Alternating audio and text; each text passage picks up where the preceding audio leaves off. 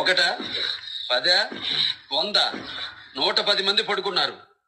వాడితో పాటు పడుకుంటావా, పడుకోబెట్టమంటావా? జార్ఖండ్కి వచ్చి నా ఇంటికే వచ్చి నా వాళ్ళని కొట్టి నా ముందే నిలబడ్డావంటే కృష్ణా గోదావరి నడిబొడ్డు నడుగు పెట్టి తెలుగింటి ఆడబిడ్డనెత్తుకొచ్చిన నీలాంటి వాడి బొడ్డు చీల్చడానికి వచ్చాను రా సాలే. నువ్వు పులివి మాత్రమే, నేను సింహాన్ని, జయసింహాన్ని, మేజర్ జయసింహాన్ని.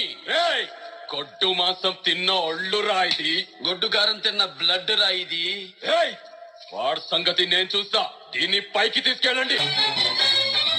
ఒంటి మీద వెంట్రుకలున్న మగాడెవడైనా ఉంటే ఈ లక్ష్మణ రేఖని దాటొచ్చి ఈ పిల్లని తీసుకెళ్ళండి రా. నేను యాక్షన్ లో ఉండగా రియాక్షన్ ఉండకూడదు.